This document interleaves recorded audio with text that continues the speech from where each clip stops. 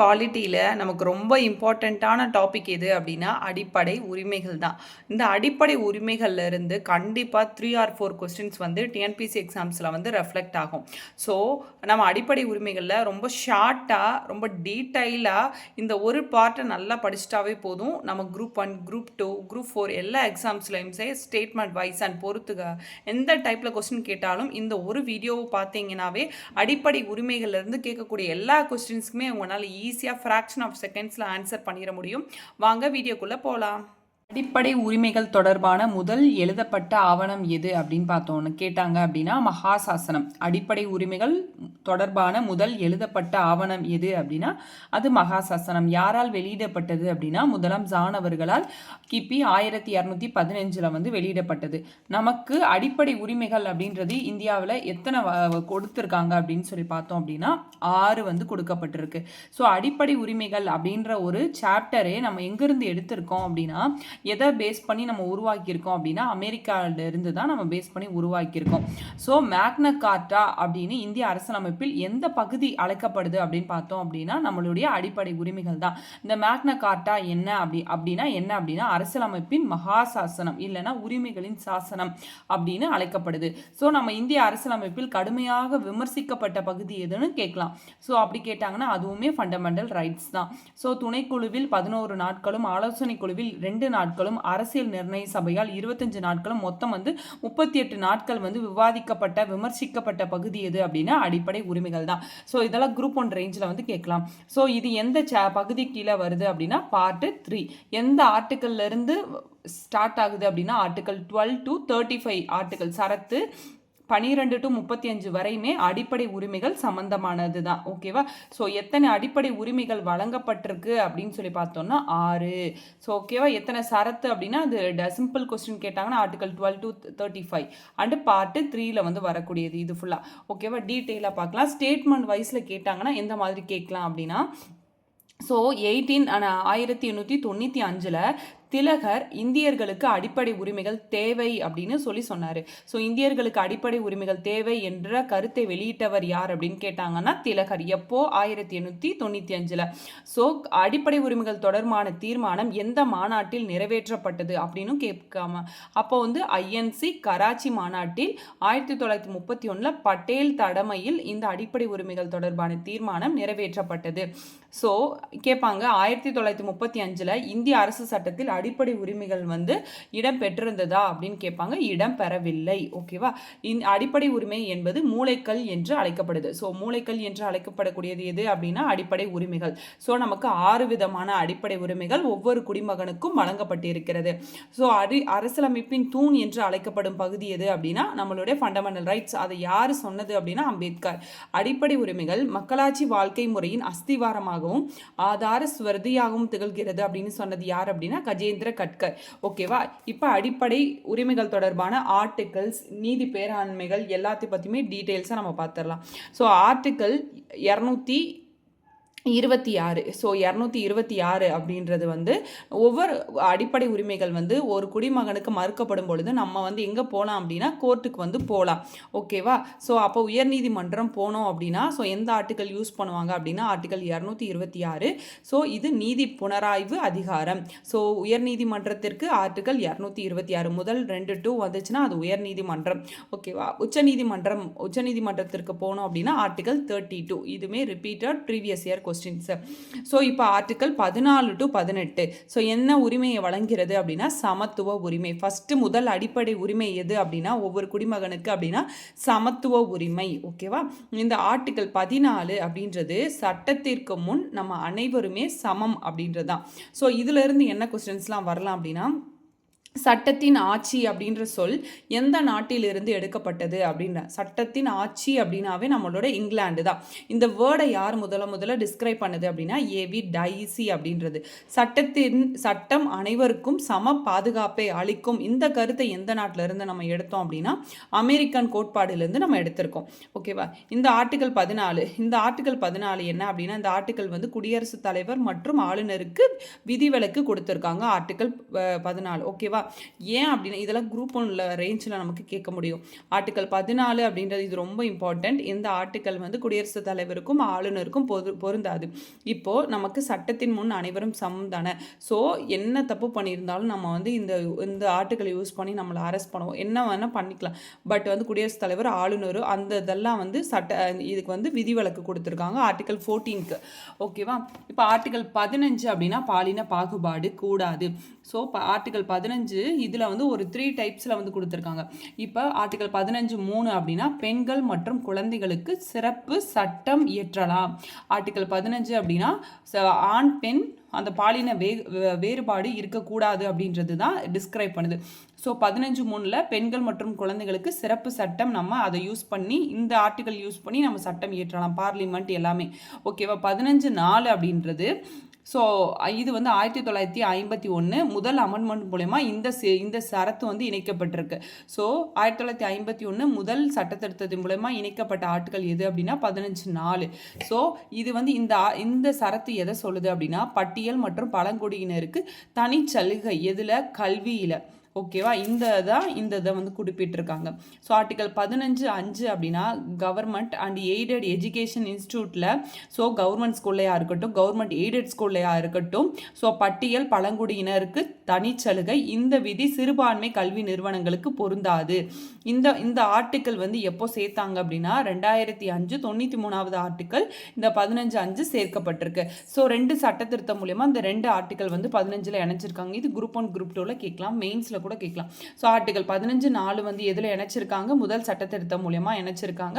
இந்த 15(5) அப்படின்றது 2005 93வது அமெண்ட்மெண்ட் மூலமா இந்த ஆர்டிக்கல் வந்து சேர்க்கப்பட்டிருக்கு. இப்போ ஆர்டிகல் 16 அப்படின்னா சம வேலை வாய்ப்பு. ஸோ எல்லாருக்குமே சம வேலை வாய்ப்பு கொடுக்கணும் அப்படின்றது. ஸோ இதுலையுமே 3 ஆர்டிக்கல் இருக்குது. ஸோ ஆர்டிகல் 14(4)A அப்படின்றதுல ஸோ தாழ்த்தப்பட்ட பழங்குடியினருக்கு பதவி இது வந்து கல்வி. ஸோ வந்து இதில் வந்து கல்விக்கு சிறப்பு ஒதுக்கீடு, இது வேலை வாய்ப்பில். ஓகேவா. சம வேலை வாய்ப்புனால பதவி உயர்வுக்கு இடஒதுக்கீடு கொடுத்துருக்காங்க 4Aல. இது எந்த அமெண்ட்மெண்ட் மூலமா ஏற்றிருக்காங்க அப்படின்னா 1995 77வது அமெண்ட்மெண்ட் மூலமா ஏற்றப்பட்டிருக்கு. ஆர்டிகல் 16 4B அப்படின்றது இப்போ ஒரு நமக்கு எக்ஸாம்ஸ் வைக்கிறாங்க, நிரப்பப்படாத பணியிடங்களை அடுத்த எக்ஸாமுக்கு முன்னெடுத்து செல்றதுக்கு வழிவகை கொடுத்துருக்காங்க. அடுத்த எக்ஸாம்பிள் இந்த வேகன்சியை காட்டி ஆள் எடுக்கணும் அப்படின்றது. ஸோ இது 2081வது அமெண்ட்மெண்ட் மூலமா இந்த ஆர்டிகல் வந்து இணைக்கப்பட்டிருக்கு. ஸோ ஆர்டிகல் 16(6) அப்படின்றது வந்து என்ன அப்படின்னா அதாவது பொருளாதார ரீதியில் பின்தங்கிய வகுப்பினருக்கு 10% இடஒதுக்கீடு அப்படின்ற இது வந்து எந்த ஆர்டிகல் வந்து சேர்த்திருக்காங்க அப்படின்னா ஆர்டிகல் 16(6). இந்த 3மே ரொம்ப இம்பார்ட்டன்ட். இப்போ 1994 76வது சட்ட திருத்தம். இது எதை பற்றி சட்ட திருத்தம் அப்படின்னா தமிழ்நாடு இடஒதுக்கீடு சட்டம். ஓகேவா. இந்த சட்டத்தில் என்ன பண்ணாங்க அப்படின்னா 50% தான் இடஒதுக்கீடு பரிந்துரை பண்ணாங்க. பட் எக்ஸ்ட்ரா வந்து தமிழ்நாடு அரசு 69% இடஒதுக்கீடை வந்து உறுதி செய்தது. இந்த தமிழ்நாடு இடஒதுக்கீடு சட்டத்து மூலமா எந்த அமெண்ட்மெண்ட் ரொம்ப ரொம்ப முக்கியம், தமிழ்நாடு இடஒதுக்கீடு சட்டம் எந்த சட்ட திருத்தம் அப்படின்னா 76ஆம் சட்ட திருத்தம் 1994. எக்ஸ்ட்ரா இதை பற்றி வந்து டீட்டெயிலாக பேக்ரவுண்டில் என்ன இன்ஃபர்மேஷன் கேட்கலாம் அப்படின்னா இப்போது நமக்கு இடஒதுக்கீடுக்காக என்ன குழு அமைக்கப்பட்டதுன்னா மண்டல குழுவை வந்து அமைக்கப்பட்டது. ஆர்டிகல் 340 யூஸ் பண்ணி மண்டல குழு வந்து அமைக்கப்பட்டது. 1979 வந்து அமைச்சாங்க. ஸோ 1994 76வது அமெண்ட்மெண்ட் படி இந்த மண்டல குழு தான் 50% இடஒதுக்கீடு கொடுக்கலாம் அப்படின்னு சொல்லிட்டு வந்து பரிந்துரை பண்ணாங்க. பட் தமிழ்நாடு அரசு வந்து 69% வந்து உறுதி செய்தது. இதை பற்றியோட பேக்ரவுண்ட் இன்ஃபர்மேஷன்ஸ். ஸோ ஆர்டிகல் 17 அப்படின்றது தீண்டாமை ஒழிப்பு. ஸோ தீண்டாமை ஒழிப்பு அப்படின்னா எந்தது ஆர்டிகல் 17. ஸோ தீண்டாமை சட்டம் அப்படின்னு கேட்டாங்கன்னா 1955. ஸோ நம்ம ஒரு இன்ஃபர்மேஷன் படிக்கும்போதே அது கோரிலேட்டடாக என்னென்ன கொஸ்டின்ஸ்லாம் வரலாம் அப்படின்னு சொல்லி நோட்ஸ் எடுத்து வச்சுட்டோன்னா ஈஸியாக இருக்கும். இப்போ 1976 அப்படின்றது திருத்தப்பட்ட சிவில் உரிமைகள் பாதுகாப்பு சட்டம். இந்த தீண்டாமை சட்டம் வந்து 1976 திருத்தப்பட்ட சிவில் உரிமைகள் பாதுகாப்பு சட்டம் என மாற்றி ஆர்டிகல் 18 அப்படின்றது பட்டங்கள். ஸோ ஆர்டிகல் 18 அப்படின்றது என்ன அப்படின்னா இராணுவம் மற்றும் கல்வி. இதை தவிர வந்து நம்ம வேறு பட்டங்களை வந்து நம்ம வெளிநாட்டிலேருந்து கொடுத்தாங்க அப்படின்னா அதை நம்ம வந்து வாங்கக்கூடாது அப்படின்றத ரெப்ரசன்ட் பண்ணுறது தான் இந்த ஆர்டிகல் 18. ஆர்டிகல் 19 ரொம்ப முக்கியமான உரிமை சுதந்திர உரிமை. ஓகேவா? இந்த சுதந்திர உரிமையிலேருந்து இந்த இந்த பொறுத்துகளிலிருந்து இந்த கொஸ்டின்ஸ்லாம் வரலாம். இந்த ஆர்டிகல் 19 1963 16வது சட்டத்திருத்தம் மூலமா இந்தியாவை விட்டு பிரிந்து செல்வதை பற்றி ஒருத்தவங்க வந்து பேசக்கூடாது மேடைகள்லையோ, ஸோ இந்த மாதிரி பொதுக்கூட்டங்கள்லையோ நம்ம பேசக்கூடாது. ஸோ இந்த ஒரு கான்செப்ட் வந்து கேட்பாங்க. ஸோ 1963 16 சட்டத்திருத்தம் மூலமா இந்த இதை வந்து இது கீழே இந்த சுதந்திர உரிமை கீழே வந்து கொண்டு வந்திருக்காங்க. இந்த நெருக்கடி நிலைகளில் இந்த சுதந்திர உரிமை வந்து என்ன ஆகும் அப்படின்னா செயலற்று போகும். ஸோ பொறுத்துக்களை எப்படி கேட்கலாம் அப்படின்னா இந்த 19(1)A வந்து நமக்கு பேச்சுரிமை, சுதந்திரமான பேச்சுரிமை. பி வந்து ஆயுதம் இன்றி எங்கும் நமக்கு ஆயுதம் இன்றி பொது இடங்களை கூடல், இந்த மாதிரியான உரிமைகள் கொடுத்துருக்காங்க. 19(C) வந்து கூட்டுறவு அமைப்பு. இது வந்து எது மூலமா ஜாயின் பண்ணியிருக்காங்க அப்படின்னா 2011 97வது அமெண்ட்மெண்ட் மூலமா ஜாயின் பண்ணியிருக்காங்க. 19(D) வந்து இந்தியா முழுவதும் சென்று வர. ஓகேவா? 19(E) வந்து என்ன அப்படின்னா இந்தியாவில் எப்பகுதியில் வாழக்கூடிய சுதந்திரம். G அப்படின்றது எந்த பிஸ்னஸ் வேணால் நம்ம பண்ணிக்கலாம். 19(F) அப்படின்னா சொத்து. இந்த 19(1)F தான் வந்து என்ன பண்ணியிருக்காங்கன்னா சொத்துரிமை நீக்கம். இதுதான் போன வட்ட குரூப் 4ல கேட்டிருந்தாங்கன்னு நினைக்கிறேன். நமக்கு படிப்போம் சொத்துரிமையை வந்து நீக்கிட்டாங்க அப்படின்றது மட்டும். எந்த ஆண்டு 1978 44வது அமெண்ட்மெண்ட் மூலமா படிப்போம். எந்த ஆர்டிக்கலை நீக்கினாங்கன்னு கேட்டிருந்தாங்க. இந்த ஆர்டிக்கலை மென்ஷன் பண்ணியிருந்தாங்க ஸ்டேட்மெண்ட் வைஸ் கொஸ்டின்ல. ஸோ 19(1)F தான் வந்து நீக்கம் பண்ணியிருக்காங்க. இது ரொம்ப இம்பார்ட்டண்ட்டான இது பொறுத்துக்களை கேட்கலாம். ஸோ A அப்படின்னா நம்ம பேச்சுரிமை, B அப்படின்னா ஆயுதம் இன்று, சி அப்படின்னா கூட்டுறவு அமைப்பு, டினா நம்ம இங்கே டூரிசம் மாதிரி இந்தியா முழுவதும் சென்று வர அப்படின்னு ஞாபகம் வச்சுக்கலாம். இ வந்து எப்பகுதியில் வாழக்கூடிய சுதந்திரம். ஜி வந்து பிஸ்னஸ் பண்ணுறவங்கள ஜின்னு கூப்பிடுவோம் அப்படின்ற மாதிரி. சொத்துரிமையை வந்து நீக்கிட்டாங்க அப்படின்னு இந்த மாதிரி. அதாவது சுதந்திர உரிமை ஆர்டிக்கல் 19. ஸோ ஆர்டிக்கல் 20 அப்படின்னா தண்டனை உரிமையிலிருந்து பாதுகாக்கக்கூடிய உரிமை. நமக்கு ஏதாவது ஒரு தண்டனை கொடுத்துருக்காங்கன்னா எதுக்கு, ஏன் அப்படின்ற கொஸ்டினை கேட்கக்கூடிய ஒரு உரிமை வந்து தண்டனை உரிமையிலிருந்து பாதுகாப்பு உரிமை. 21 தனிநபர் சுதந்திரம். இது அடிக்கடி கேட்கக்கூடிய கொஸ்டின். 21 தனிநபர் சுதந்திரம் பற்றியது. ஸோ ஆர்டிகல் நமக்கு தெரியும் ஒரு நெருக்கடி காலங்களில் நமக்களுடைய அடிப்படை உரிமைகள் வந்து செயலற்ற போகும் அப்படின்னு. பட் எதை மட்டும் ஸ்டாப் பண்ண முடியாது அப்படின்னா ஆர்டிகல் 20 மற்றும் 21 நெருக்கடி கால நேரங்களில் நிறுத்தி வைக்க முடியாது. ஸோ 21A வந்து கட்டாய கல்வி. ஸோ இந்த ஆர்டிக்கல் வந்து இதில் எந்த சட்டத்திருத்தம் மூலமா ஜாயின் பண்ணியிருக்காங்கன்னா 2002 86வது அமெண்ட்மெண்ட் மூலமா 6 to 14 வயது குழந்தைகளுக்கு கட்டாயமாக கல்வி கொடுக்கணும் அப்படின்றது அடிப்படை உரிமையாக எந்த ஆர்டிக்கல் இணைக்கப்பட்டதுன்னு ஆர்டிக்கல் 21A. ஆர்டிகல் 22 கைதுக்கு எதிரான அடிப்படை உரிமைகள். ஏன் கைது செய்கிறோம், எதுக்கு அப்படின்றத எக்ஸ்பிளைன் பண்ணி 24 மணி நேரத்துக்குள்ளே நம்ம வந்து கோர்ட்டில் வந்து ஒப்படைக்கணும். இதெல்லாம் வந்து நமக்கு தண்டனையிலிருந்து பாதுகாக்கக்கூடிய உரிமைகள் வந்து கொடுத்துருக்காங்க. ஸோ இதில் இருந்து இந்த ஏரியா ரொம்ப ரொம்ப ரொம்ப இம்பார்ட்டண்ட். நமக்கு பொறுத்துக்களை எப்பயுமே இது ரிலேட்டடில் இருந்து கண்டிப்பாக கேட்பாங்க. ஸோ மிசா சட்டம் அப்படின்றது 1971. ஓகே, COFE கொஃபோசோ அப்படின்ற சட்டம் வந்து 1974. நாசா 1980. இது கள்ள வணிகம்காக பிளாக் மார்க்கெட்டிங்காக 1980. தடா சட்டம் 85. போடா சட்டம் வந்து போட்டி சட்டம் போடா சட்டம் சொல்லுவாங்க 2002. ஸோ போதைப் பொருளுக்காக PIT-NDP அப்படின்றது போதைப் பொருளுக்கான சட்டம் 1988. குறைந்தபட்ச ஊதிய சட்டம் 1948. ஒப்பந்த தொழிலாளர் சட்டம் 1970. ஓகே, சம ஊதிய சட்டம் 1976. தொழிற்சாலைகள் சட்டம் 1948. தோட்ட தொழிலாளர் சட்டம் 1951. மோட்டார் போக்குவரத்து சட்டம் 1951. சுரங்க பணியாளர் சட்டம் 1952. பயிற்சி பெறுவோர் சட்டம் 1961. தேசிய குழந்தைகள் உரிமைகள் பாதுகாப்பு ஆணையம் 2005. இராணுவ சட்டம் 1950. காவல் படை சட்டம் 1966. விமானப்படை சட்டம் 1932. கடற்படை சட்டம் வந்து 1978. எல்லை பாதுகாப்பு படை சட்டம் 1968. இது வந்து ஃபுல்லாக பொறுத்துக்களை கேட்கக்கூடிய அடிப்படை உரிமைகள் சம்மந்தமாக அந்த சட்டங்கள் தான். அடிப்படை உரிமைகள் பேஸ் பண்ணி இந்த சட்டம் வந்து ஒவ்வொன்றுக்காக ஏற்றிருக்காங்க. இது ரொம்ப முக்கியம். குரூப் 1, குரூப் 2, குரூப் 4 எல்லாத்துலேயுமே இந்த பொறுத்துக ரிலேட்டடாக நீங்கள் வந்து இந்த ஆண்டுகள்லாம் ரியல் லைஃபோட கம்பேர் ரெஃபர் பண்ணி நீங்கள் நோட் பண்ணி வச்சுக்கணும். ஸோ அதுக்கடுத்து ஆர்டிகல் 23 அப்படின்றது சுரண்டலுக்கு எதிரான உரிமை. ஸோ சுரண்டலுக்கு எதிரான உரிமைகள் பேஸ் பண்ணி தான் நமக்கு தேவதாசி உரிமை ஒழிப்பு சட்டம் வந்து இயற்றப்பட்டது. ஆர்டிகல் 24 குழந்தை தொழிலாளர் தடை சட்டம். இந்த சட்டம் வந்து எப்போ போடப்பட்டது? 1986. இந்த உரிமைகள் சம்பந்தமாக என்னென்ன சட்டங்கள் போட்டிருக்காங்க அப்படின்றது ரொம்ப முக்கியம். இப்போ ஆர்டிகல் 25 to 28.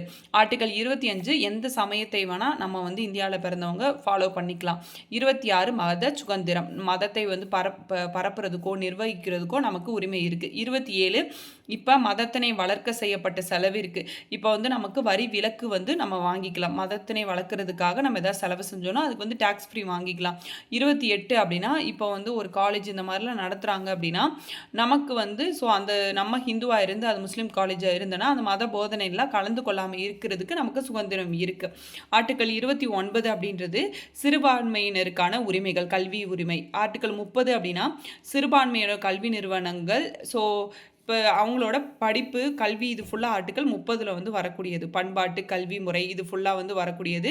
ஸோ சிறுபான்மையருக்கு மொழி மற்றும் மதம், தரமான கல்வி இது ஃபுல்லாகவுமே இந்த ஆர்டிகல் 30 வந்து நமக்கு வந்து கொடுத்துருக்காங்க. ஆர்டிகல் 29, 30 சிறுபான்மையினருக்காக. ஆர்டிகல் 31 ஃபஸ்ட்டு அடிப்படை உரிமைகள் 7 இருந்தது, இப்போது 6 இருக்குது. ஸோ ஒரு உரிமையை நமக்கு நீக்கியிருக்காங்க. எந்த உரிமை அப்படின்னா சொத்து உரிமை தான். ஆர்டிகல் 31 19F, ஓகேவா? 19F. அதே மாதிரி ஆர்டிகல் 31 அண்டு 19(1)F நீக்கம் பண்ணியிருக்காங்க. ஸோ நீக்கிட்டு நமக்கு என்ன அப்படின்றது என்ன ஆர்டிகல் 300A, அதாவது அது வந்து அடிப்படை உரிமையிலேருந்து நீக்கிட்டு சட்ட உரிமையாக அதை வந்து கன்வெர்ட் பண்ணியிருக்காங்க. எந்த பகுதிக்கு மாற்றிருக்காங்கன்னா ஆர்டிகல் 300Aக்கு வந்து மாற்றிருக்காங்க. ஸோ ஆர்டிகல் 32 அப்படின்றது என்ன அப்படின்னா இந்திய அரசியலமைப்பின் இதயமும் ஆன்மாவும் சொல்லக்கூடியது வந்து என்ன அப்படின்னா அரசியலமைப்பிற்கு உட்பட்டு தீர்வு காணக்கூடிய உரிமை தான் அந்த ஆர்டிகல் 32. நீதி பேராண்மைகள். ஸோ நமக்கு அடிப்படை உரிமைகள் மறுக்கப்படும் பொழுது ஸோ நம்ம உயர்நீதிமன்றத்திற்கு உச்சநீதிமன்றத்திற்கு போய் நமக்கான தீர்வினை வந்து பெற முடியும் அப்படின்ற சொல்லக்கூடிய ஆர்டிகல் தான் ஆர்டிகல் 32. ஸோ இந்த பகுதியை தான் நமக்கு இதயமும் ஆன்மாவும் சொல்றாரு அம்பேத்கர். ஸோ நீதி பேராண்மைகள் அடிப்படை உரிமைகளின் அடிப்படை ஆகும். ஸோ அடிப்படை உரிமைகளின் அடிப்படையின் எதுன்னு கேட்டால் நீதி பேராண்மைகள். ஸோ நமக்கு ஆட்கொணர்வு நீதி பேராணை. ஸோ இந்த ஆட்கொணர்வு நீதி பேராண்மை அப்படின்னா சட்டத்திற்கு புறம்பாக ஒருத்தரை கைது செஞ்சோம் அப்படின்னா அப்போ வந்து அவங்கள வந்து கரெக்டாக வந்து காலை கண்டுபிடிச்சி கரெக்டாக வந்து கோர்ட்டுக்கு முன்னாடி வந்து நிற்கணும். இதுதான் ஆட்கொணர்வு.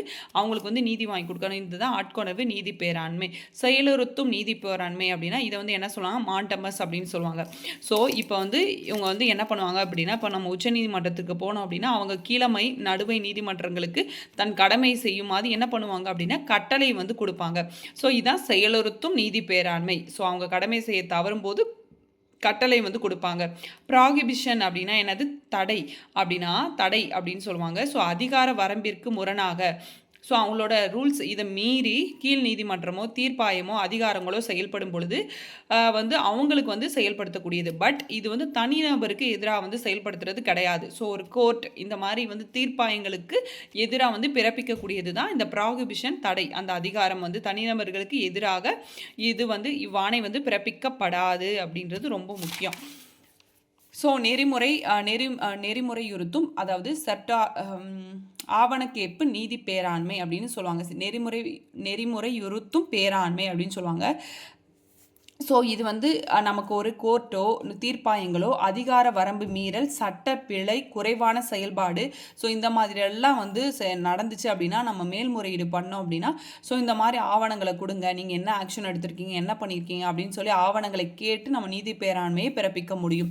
அதுக்கடுத்து குவா வாரண்டோ தகுதி முறை கேட்டு ஒரு நீதி பேராண்மை, குவா வாரண்டோ அப்படின்னு சொல்லுவாங்க. ஸோ இது வந்து என்ன அப்படின்னா சட்டத்திற்கு புறம்பான முறையில் ஒரு அரசு அலுவலகத்தினை கைப்பற்ற தடை செய்கிறது அப்படின்றாங்க. இப்போ கவர்மெண்ட் சர்வெண்ட்டோ கவர்மெண்ட் சிஸ்டமோ இப்போ நமக்கு சட்ட விதிமீறலில் ஈடுபடும் பொழுது இப்பேராண்மை வந்து எந்த தகுதியில் பண்ணீங்க, ஏன் வந்து இது பண்ணீங்க அப்படின்ட்டு வந்து நம்ம தகுதியை கேட்டு ஒரு நீதி பேராண்மை பிறப்பிக்கப்படுறது தான். இந்த மாதிரி 4 விதமான நமக்கு நீதி பேராணைகள் வந்து இருக்குது. நெறிவுறுத்தும், தகுதி முறை அண்ட் தடை, அதுக்கடுத்து மாண்டமஸ் அண்ட் ஆட்கொணர்வு, மொத்தம் 5 விதமான நீதி பேராண்மைகள் வந்து இருக்குது. ஸோ ஆர்டிகல் 33 அப்படின்றது என்ன அப்படின்னா நமக்கு 35 வேறு 12 to 35 வேறு. இப்போ ஆர்டிகல் இது 32 வேறு தான் கேட்பாங்க எக்ஸாமில். ஸோ இருந்தாலும் 35 வேறு பார்த்து வச்சுக்கோங்க. 33 அப்படின்றது என்ன அப்படின்னா ஆயுதப்படையினர் துணை இராணுவ படையினர் அடிப்படை உரிமையை நிறுத்தி வைக்க அவங்களுக்கு வந்தெல்லாம் அடிப்படை உரிமை நிறுத்தி வைக்கிறதுக்கு பாராளுமன்றத்திற்கு அதிகாரம் இருக்குது. ஸோ இராணுவ சட்டம் நடைமுறையில் இருக்கும் பொழுது அதையும் அடிப்படை உரிமையை நிறுத்தி வைக்கிறதுக்கு பாராளுமன்றத்துக்கு அதிகாரம் இருக்குது. ஆர்டிகல் 34 படி 35ல் வந்து அடிப்படை உரிமைகளுக்கு அது சார்பாக சட்டம் இயற்றுறதுக்கு பாராளுமன்றத்திற்கு அதிகாரம் இருக்குன்னு சொல்லக்கூடிய ஆர்டிகல் எது அப்படின்னா ஆர்டிகல் 35. ஓகேவா? ஸோ இந்திய குடிமகனுக்கு மட்டுமே உள்ள அடிப்படை உரிமைகள் எது அப்படின்னா ஆர்டிகல் 15, 16, 19, 29, 30 இது மட்டும்தான் இந்திய குடிமகனுக்கு மட்டுமே உரிய அடிப்படை உரிமைகள். இந்த அடிப்படை உரிமைகள் முக்கியத்துவம் அப்படின்னு சார்ந்து நமக்கு ஸ்டேட்மெண்ட் வைஸ்ல கேட்கலாம். இது நாட்டின் சட்ட ஸ்தாபனத்தை எளிதாக்குகிறது. அரசியல் மற்றும் நிர்வாக செயல்பாட்டில் மக்களின் ஈடுபாட்டை எளிதாக்குகிறது. மதசார்பற்ற தன்மை, தனிநபரின் சுதந்திரம், குடிமக்களின் சமூக சமத்துவம், சமூக நீதி, பாதுகாப்பு எல்லாத்தையும் அளிக்கிறது அடிப்படை உரிமைகள். ஓகேவா? ஸோ சட்டம் முன் சம பாதுகாப்பு, கல்வி உரிமை, அடிப்படை உரிமை மறுக்கப்படாத வண்ணம். ஸோ இதெல்லாம் கிரியேட் பண்ணியிருக்கு. இந்த காரணங்கள்லாம் பேஸ் பண்ணி தான் நமக்கு அடிப்படை உரிமைகள் கிரியேட் பண்ணப்பட்டிருக்கு. தனிநபரோட சுதந்திரம் இதெல்லாம் மக்கள் அரசியல் மற்றும் நிர்வாக செயல்பாட்டில் மக்களின் ஈடுபாட்டை எளிதாக்குகிறது எது அடிப்படை உரிமைகள். ஸோ இதுவுமே நமக்கு ஸ்டேட்மெண்ட் வைஸில் கேட்கலாம். ஸோ அதுக்கடுத்து அடிப்படை உரிமைகள் தொடர்பான வழக்குகள்ல என்னென்ன அப்படின்னு பார்க்கலாம். இப்போ ஏகே கோபாலன் அந்த 1950ல் தடுப்பு காவலில் அந்த விதிமுறைகளை மட்டும்தான் சட்டப்படியான விதிமுறை மட்டுமே பார்க்க வேண்டும். அதை ரிலேட்டடாக இந்த ஏகே கோபாலன் வழக்கு ஏற்கப்பட்டிருக்கு. சங்கரி பிரசாத் வழக்கு வந்து என்ன அப்படின்னா அடிப்படை உரிமையை திருத்துறதுக்கு நமக்கு பார்லிமெண்ட்டுக்கு அதிகாரம் இருக்குன்னு சொன்னது வந்து சங்கரி பிரசாத் வழக்கு. அதுக்கப்புறம் செம்பக துரைராஜன் வழக்கு 1951 கொடுத்தாங்க. இப்போ ஃபண்டமெண்டல் ரைட்ஸ்க்கும் டிபிஎஸ்பிக்கும் அதாவது ஒரு முரண்பாடு வரும் பொழுது ஃபண்டமெண்டல் ரைட்ஸ் மட்டும்தான் மேலோங்கி இருக்கும்னு இந்த வழக்கு வந்து நமக்கு தீர்ப்பு கொடுத்தாங்க. கோலக்நாத் வழக்கு என்ன கொடுத்தாங்க அப்படின்னா ஃபண்டமெண்டல் ரைட்ஸை திருத்துறதுக்கு பார்லிமெண்ட்டுக்கு அதிகாரம் இல்லை அப்படின்னு சொன்ன வழக்கு எது அப்படின்னா கோலக்நாத் வழக்கு. ஓகேவா? இதுவும் கேட்கல. கோலக்நாத் வழக்கு வந்து எது 1967ல் ஃபண்டமெண்டல் ரைட்ஸை திருத்துறதுக்கு பார்லிமெண்ட்டுக்கு உரிமை இல்லை. கேசவானந்த பாரதி வழக்கு 1973ல் பேசிக் ஸ்ட்ரக்சரை வந்து சேஞ்ச் பண்ணாமல் திருத்தலான்னு சொல்லி வந்து தீர்ப்பு வந்து கொடுத்துருக்காங்க. மேனகா காந்தி வழக்கு 1978ல் வந்து என்ன அப்படின்னா இப்போது ஆர்டிகல் 1921 ஸோ இவங்க அதாவது ஆர்டிகல் 19 மற்றும் 21 அந்த ரிலேஷன், அதாவது இது வந்து நமக்கு சுதந்திர உரிமையில் வரும், இது வந்து தனிநபர் சுதந்திர வரும். இது ரெண்டுக்கும் உள்ள ஒரு தொடர்பு மற்றும் தடுப்பு காவலோட நடைமுறை, இதை மீறாமல் நம்ம தடுப்பு காவலில் வந்து ஃபாலோ பண்ணணும் அப்படின்னு சொன்ன வழக்கு எதுனா மேனகா காந்தி வழக்கு. மினர்வா மில் 1980ல் கொடுத்துருக்காங்க. ஃபண்டமெண்டல் ரைட்ஸும் டிபிஎஸ்பிக்கும் இல்லை முக்கியத்துவம், சமநிலை, சம முக்கியத்துவம் வாய்ந்தது அப்படின்னு சொல்லி தீர்ப்பு கொடுத்தது மினர்வா மில்ஸ் வழக்கு. ரொம்ப important Minerva Mills, Maneka Gandhi, Kesavananda Bharati. இது வந்து எதுக்காக அப்படின்றத தெரிஞ்சுக்கிட்டா இன்கேஸ் வந்து கொஸ்டின் வந்து ரொம்ப டஃபாக இருந்ததுன்னா இது ஏன் தெரிஞ்சிச்சுன்னா எலிமினேஷன் மெத்தடில் ஈஸியாக வந்து ஆன்சரை வந்து கிராக் பண்ணிட முடியும். ஸோ அதுக்கடுத்து மண்டல் இந்திர சகானி 1992ல் கொடுத்துருக்காங்க. பிற்படுத்தப்பட்டவர்களின், அதாவது பிற்படுத்தப்பட்டவர்கள் கிரீமி லேயர்ஸ் அப்படின்னு சொல்லுவாங்க. ஸோ அவங்களை அடையாளம் காட்டுறதுக்காக இந்த கமிட்டி வந்து கிரியேட் பண்ணியிருக்காங்க 1992ல். ஸோ இந்த இந்திர சகானி எந்த கமிட்டியை வந்து அப்பாயின்மெண்ட் பண்ணாங்கன்னா ராம்நந்தன் கமிட்டி, கிரீமி லேயரை வந்து அடையாளம் காட்டுறதுக்காக கிரியேட் பண்ணாங்க. கோயல் ஹோகா 2007ல் வந்து இந்த ஒரு சட்டம் இருக்குது. ஸோ 9வது அட்டவணை நடைமுறைப்படுத்தப்படும் பொழுது இதை வந்து மீறக்கூடாது அப்படின்னு சொல்லிட்டு ஸோ இந்த ஒரு கேஸ்லாம் அடிப்படை உரிமைகள் தொடர்பாக நமக்கு வந்து கொடுத்துருக்காங்க. ஸோ எந்த மாதிரிலாம் கொஸ்டின்ஸ் கேட்கலாம் அப்படின்னு பார்க்கலாம். இந்திய அரசியலமைப்பு வழங்கியுள்ள சட்டங்களில் குறிப்பிடத்தக்க அம்சங்கள் அடிப்படை உரிமைகள் ஆகும். நெருக்கடி காலங்களில் சில குறிப்பிட்ட அடிப்படை உரிமைகளை 2021 தவிர விலக்கி வைக்கலாம். அடிப்படை உரிமைகள் மீறப்படும் பொழுது நீதிமன்றம் தலையிட்டு அதனை செயல்முறைப்படுத்துகிறது. இந்த மாதிரி ஸ்டேட்மெண்ட் வைஸ் கொடுத்துட்டு ஆன்சர் 1, 2, 3 சரி இந்த மாதிரி கொடுப்பாங்க. ஸோ இந்த மூணுக்குமே ஆன்சர் என்னது? இது மூணுமே கரெக்டு தான்.